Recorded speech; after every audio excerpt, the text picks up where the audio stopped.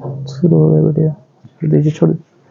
आज से हम लोग भौतिकी के एक नए चैप्टर या ऐसे बोले कि एक नए विभाग की ओर जा रहे हैं। हमने गति से जुड़े हुए सभी चीजों को देखते हुए दो वीडियो हमने यंत्रों के ऊपर लाया। यंत्रों के वीडियो के बाद हम इलेक्ट्रिसिटी के बहुत से यंत्रों को पढ़ चुके हैं, लेकिन आज से हम लोग इलेक्ट्रिसिटी यानी विद्युत का जो शुरुआत कर रहे हैं एकदम बेसिक से करेंगे और एग्जाम में केवल इसके यंत्र ही नहीं और भी बहुत सी चीज प्रसिद्ध है।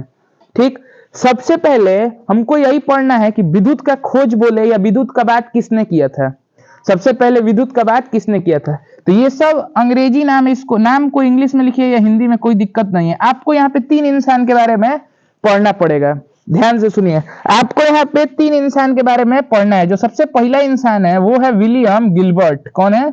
William Gilbert. हिंदी में लिखा जाए तो विलियम गिलबर्ट। गिलबर्ट, ठीक। पहले इंसान कौन है? William Gilbert. इन्होंने 1600 जो ईयर है उसमें क्या किया था? सबसे पहले विद्युत नाम के शब्द का इस्तेमाल किया था। सबसे पहले विद्युत शब्द का इस्तेमाल विलियम गिलबर्ट ने किया था। उम्मीद है आपको पहला बात क्लियर होगा। आप बोलेंगे कि जब एक ही इंसान थे तो हमने 3 लोगों का क्यों किया?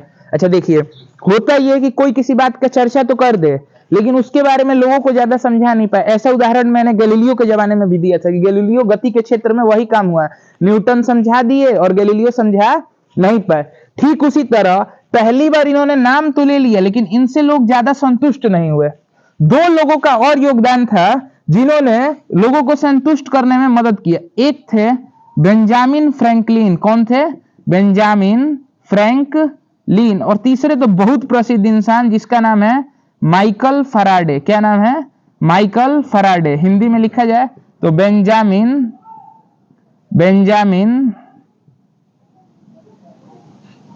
फ्रैंकलिन, ठीक। और ये माइकल फैराडे, ठीक। अब ये 3 इंसान, इनका योगदान 1752 के आसपास आया था। कब आया था? 1752 के आसपास। अब सुनिए, अब आपको मैं बता रहा हूं विद्युत का जो पहला बार बात किया था वो किसने किया था? विलियम गिलबर्ट ने। कौन किया था? विलियम गिलबर्ट ने। विलियम गिलबर्ट ने 1600 ईस्वी के आसपास इसकी बात की थी। फिर 2 लोगों ने और इसमें बहुत बड़ा योगदान दिया था जिनका नाम था बेंजामिन फ्रैंकलिन और माइकल फैराडे। माइकल फैराडे, इन तीनों में से पूछेगा कि सबसे ज्यादा योगदान किसका था, तो माइकल फैराडे का। सबसे ज्यादा योगदान किसका था? माइकल फैराडे का। यहां तक कि हम विद्युत का जननी, विद्युत का जनक ये बोल सकते हैं। विद्युत विभाग का जनक किसे बोलते हैं हम लोग? माइकल फैराडे को बोलते हैं। और इनके साथी थे मैक्सवेल। इनके साथी किसको बना दिए गए? मैक्सवेल को। अब वो हम आगे पढ़ेंगे। तो पहला चीज जो मैंने आपको समझाया वो यही समझाया कि विद्युत क्या होता है। विद्युत क्या होता है। अब एक इसमें शब्द आता है विद्युत के अंदर जो सबसे ज्यादा बार इस्तेमाल होने वाला शब्द है वो है आवेश। क्या है? आवेश। आवेश यानी कि चार्ज। विद्युत में जो सबसे ज्यादा बार इस्तेमाल होने वाला एक शब्द है आवेश। आवेश यानी कि चार्ज। अब देखिए, ये थोड़ा रसायन विज्ञान से जुड़ा हुआ चीज अब आगे हमको पढ़ने का मिलेगा थोड़ा सा, लेकिन वो वास्तव में रसायन विज्ञान नहीं, बेसिक है विज्ञान का। अब ध्यान से सुनिए, आवेश मुख्यतः, आवेश को जब हम पढ़ने का शुरुआत करेंगे तो हमको आवेश में 3 चीजों के बारे में पढ़ना पड़ेगा। एक का नाम है इलेक्ट्रॉन, दूसरे का नाम है प्रोटॉन और तीसरे का नाम है न्यूट्रॉन। हमको न्यूट्रॉन आवेश में उतना योगदान नहीं, हम न्यूट्रॉन को ना बराबर पढ़ते हैं। लेकिन सुनिए, अब इलेक्ट्रॉन के बारे में 3-4 बातें आपको पता होनी चाहिए।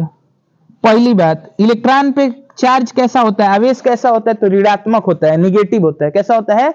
ऋणात्मक होता है। दूसरा, ऋणात्मक होता है तो कितना होता है? 1.6 10 के पावर -19 कूलाम। अब यहाँ पे शब्द मात्रक जब मैं पढ़ा रहा था तभी आपको पढ़ा चुका हूं कि आवेश का जो एसआई यूनिट होता है, जो एसआई मात्रक होता है, जो एसआई मात्रक होता है वो क्या होता है? कूलाम होता है। क्या होता है? कूलाम होता है। उम्मीद है आपको ये मेरा बात समझ में आ रहा होगा। तो ये मैंने क्या लिखा है कि इलेक्ट्रॉन के ऊपर जो आवेश होता है उसका मान कितना होता है? 1.6 × 10 के पावर -19। उम्मीद है इतने में आपको कोई दिक्कत नहीं होगा।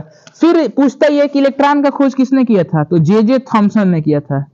जे थॉमसन भी इसको लिखता है थॉमसन, ठीक। इसका खोज किसने किया था?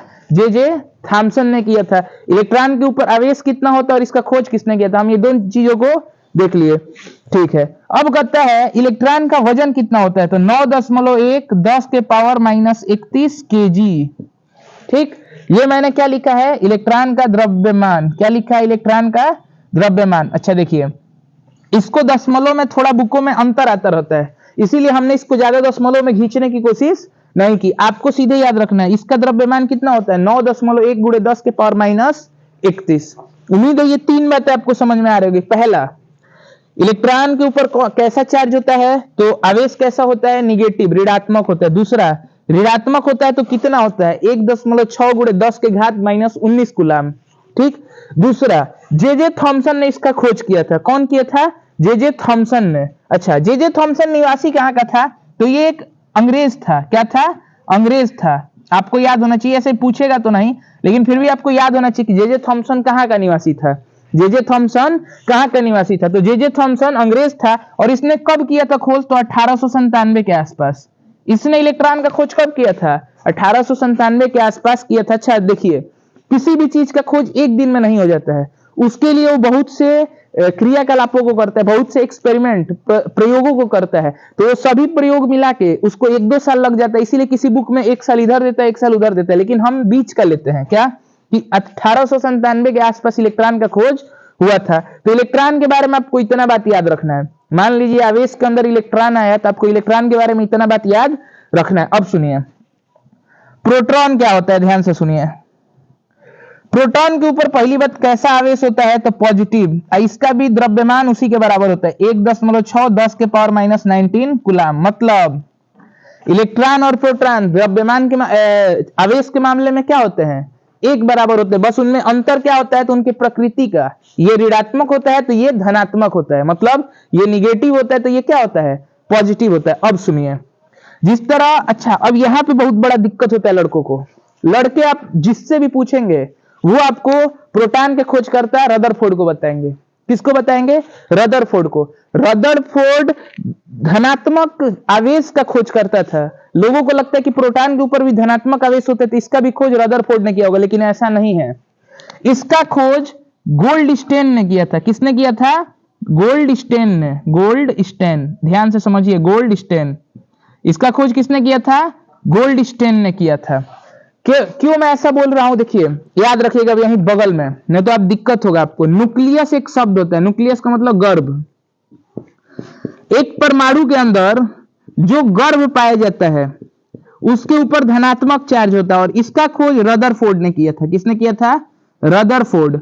अब यहां पे एक शब्द ये भी पूछता है कि रदरफोर्ड ने अपने किस प्रयोग के द्वारा किया था, तो अल्फा प्रयोग के तहत। कौन सा, अल्फा प्रयोग के तहत। याद रखिएगा, ये अब एक अलग टॉपिक मैंने इससे जुड़ा हुआ पढ़ा दिया आपको, ताकि कभी कंफ्यूजन नहीं हो। आपको प्रोटॉन और धनात्मक चार्ज में बहुत ज्यादा दिक्कत होने वाला था, तो याद रखिएगा प्रोटॉन पे भी धनात्मक चार्ज होता है और न्यूक्लियस पर भी, लेकिन न्यूक्लियस का खोजकर्ता रदरफोर्ड को माना जाता है और प्रोटॉन का खोजकर्ता गोल्डस्टेन को। दोनों को कभी एक में मत मिलाइएगा, ठीक। अब सुनिए, गोल्डस्टेन ने तो कर दिया था इसका खोज। इसके ऊपर जो द्रव्यमान होता है वो होता है 1.67 गुणे 10 के पावर -27 kg।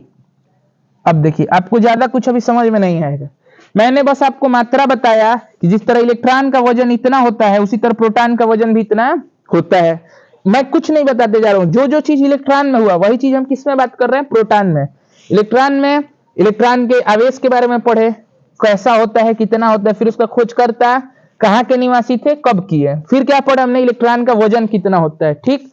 फिर हमने प्रोटॉन पे आए, प्रोटॉन के आवेश के प्रकृति पढ़े, आवेश का मात्रा पढ़े, उसका खोजकर्ता पढ़े। उम्मीद है इतने बात में किसी को दिक्कत नहीं होगा। फिर हमने क्या पढ़ा कि प्रोटॉन के ऊपर उसका द्रव्यमान कितना होता है। प्रोटॉन का आवेश तो पढ़ लिए, प्रोटॉन का द्रव्यमान कितना होता है, तो द्रव्यमान होता है 1.67 इंटू 10⁻⁻27। अब सुनिए, गोल्डस्टेन ने ये सब किया कब था, तो 1917 में। कब किया था, 1917 में। मतलब इलेक्ट्रॉन की डिस्कवरी पहले हुई थी, कितने साल, लगभग 20 साल पहले।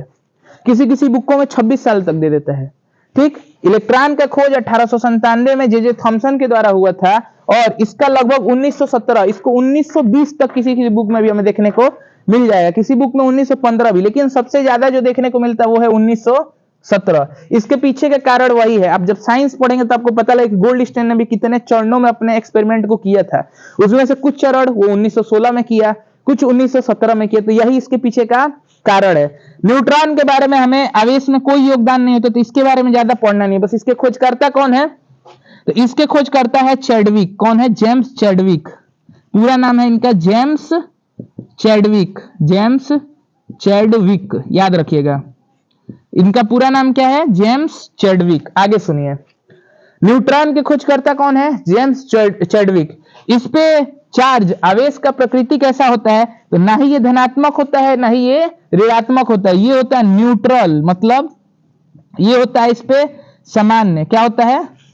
सामान्य, मतलब इसके ऊपर ना ही धनात्मक होता है ना ही ऋणात्मक, इसके ऊपर किसी भी प्रकार का आवेश हमें देखने को नहीं मिलता है। फिर पूछता है कि ये परमाणु के किस जगह पे रहता है, परमाणु के किस जगह पे पाया जाता है, तो ये पाया जाता है केंद्र के अंदर।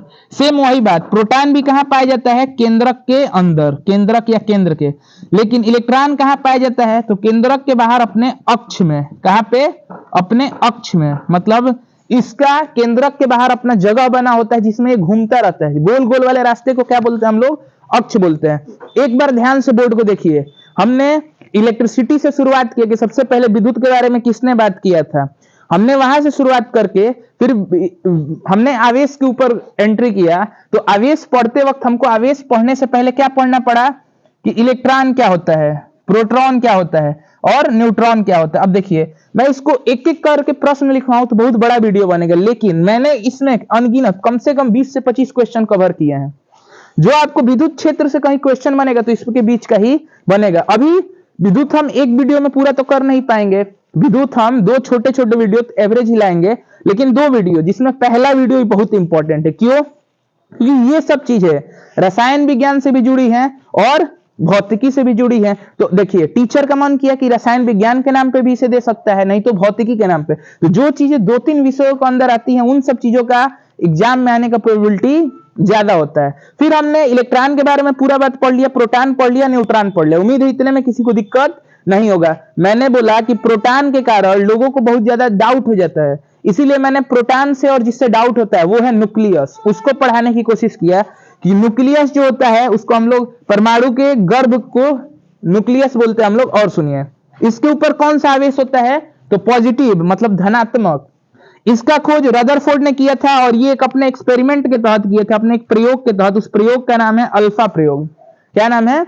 अल्फा प्रयोग। उम्मीद है आपको इतना समझ में आ रहा होगा। अब सुनिए, इलेक्ट्रॉन, प्रोटॉन, न्यूट्रॉन के बारे में भी इस वीडियो पे चर्चा रहेगा अभी, और इसको थोड़ा सा आगे बढ़ाया जाए, और एक दो प्रश्न जो बनते हैं और आवेश के बारे में भी। अभी यंत्र जो मैं ऑलरेडी आपको पढ़ा चुका हूं, उसी यंत्र को फिर से दोबारा से अलग अलग हर चैप्टर में जो आएगा, यहाँ पे 3 यंत्रों के बारे में बहुत ही महत्वपूर्ण पढ़ना है, जो हमारा अगले वीडियो में रहेगा। अभी का हमारा ध्यान सुनिए। मैंने बताया इलेक्ट्रॉन और प्रोटॉन दोनों को लिखिए यहाँ पे। इसका द्रव्यमान बताया 9.1 गुणे 10 के पावर -31 kg। इसका बताया 1.67 गुणे 10 के पावर -27 kg। सबसे पहला बात आपसे पूछा जाए, आप मैथ पढ़ते होंगे, आपको पता होगा कि ऋणात्मक में जो जितना अधिक होता है वो उतना ही कम होता है। तो आपको पूछा जाए इन दोनों में कौन कम है कौन अधिक है, तो ये आपको क्लियर होना चाहिए कि प्रोटॉन का द्रव्यमान क्या होता है, अधिक होता है। प्रोटॉन का द्रव्यमान क्या होता है, अधिक होता है। किससे? इलेक्ट्रॉन से। किससे? इलेक्ट्रॉन से। अब सुनिए, कितना अधिक होता है, सवाल ये पूछता है कितना अधिक होता है। तो पहली बात, अंकों में ये कितना अधिक है निकालने में बहुत दिक्कत होगा, कभी याद भी नहीं रह पाए। तो पूछता क्या है कि इन दोनों का अनुपात क्या होता है, तो 1 अनुपात 1837, मतलब कि जो इलेक्ट्रॉन, एक इलेक्ट्रॉन होता है उसका 1837 गुना क्या होता है, एक प्रोटॉन होता है। याद रखिएगा, इलेक्ट्रॉन और प्रोटॉन के बीच में यही संबंध है। ठीक, एक इलेक्ट्रॉन के 1837 गुना क्या होता है, एक प्रोटॉन होता है। ये इससे हमें क्या पता लग रहा है कि इलेक्ट्रॉन की तुलना में बहुत ज्यादा भारी कौन होता है, प्रोटॉन। ये मैंने एक छोटा सा कंसेप्ट बताया जो आपसे पूछ सकता है। इसके बाद एक लास्ट कंसेप्ट जो इस वीडियो का वो है कि आवेश के बारे में हमने पढ़ा, आवेश पढ़े, आवेश को बताया कि उसका एसआई यूनिट क्या होता है, कूलम्ब। ठीक, तो एक प्रश्न ये पूछता है कि एक कूलाम्ब चार्ज बनाने के लिए, ध्यान से सुनिए, एक कूलाम्ब चार्ज बनाने के लिए, और ये सबसे फेवरेट इस चैप्टर का जो सबसे किसी भी बढ़िया एग्जाम में बनाए जाने वाला सबसे बेहतरीन सवाल, एक कूलाम्ब चार्ज बनाने के लिए आपको कितने इलेक्ट्रॉन की जरूरत पड़ेगी, ये सवाल कि एक कूलाम्ब चार्ज बनाना है तो आपको कितने इलेक्ट्रॉन की जरूरत पड़ेगी, तो वो होता है 1.8 into 10 to the power 1.6 into 10 to the power 18 electron. मतलब एक एक करके इतने इलेक्ट्रॉन जब मिलते हैं तब एक कूलाम्ब चार्ज का क्या होता है, निर्माण होता है, एक कूलाम्ब आवेश का निर्माण होता है। आप इस तरह समझिए, कोई आपसे बोलता है कि किसी वस्तु के ऊपर एक कूलाम्ब चार्ज है, तो आप समझ लीजिए कि या तो इतने इलेक्ट्रॉन उसमें से निकले होंगे, नहीं तो इतने इलेक्ट्रॉन आए होंगे। प्रश्न ये है कि इलेक्ट्रॉन, प्रोटॉन, न्यूट्रॉन में से कौन गतिशील होता है। ध्यान से सुनिए, इलेक्ट्रॉन जो होता है गतिशील होता है, याद रखिएगा, ये गति कर सकता है, गति योग्य होता है, ये गतिहीन होता है। ये भी प्रश्न पूछ सकता है कि कौन क्या होता है। ठीक, उम्मीद है इतने में आपको, न्यूट्रॉन भी क्या होता है, गतिहीन। जो जो केंद्र के अंदर पाए जाते हैं, केंद्रक के अंदर पाए जाते हैं, वो क्या होते हैं, गतिहीन होते हैं। तो मैंने आपको इलेक्ट्रॉन, प्रोटॉन, न्यूट्रॉन तीनों बता दिया। आवेश शुरू किया, आवेश के बारे में मात्रक पढ़ लिए, फिर हमने पढ़ लिया कि एक मात्रक जो हम एक कूलाम्ब लेते हैं उसमें कितने इलेक्ट्रॉन का योगदान होता है, तो 1.6 गुणे 10 के पावर 18 इलेक्ट्रॉन का योगदान होता है। तो इस तरह हमारा बेसिक वीडियो कंप्लीट हुआ। अगला जो वीडियो आएगा वो यंत्रों पर निर्धारित होगा। जैसे हम गैल्वेनोमीटर, ये एमीटर, ये सब पढ़ा चुका हूं मैं यंत्रों में, लेकिन उसको थोड़ा विशेष चर्चा किया जाएगा, और भी कुछ इसके एप्लीकेशन है विद्युत क्षेत्र के जो हमें पढ़ना होगा।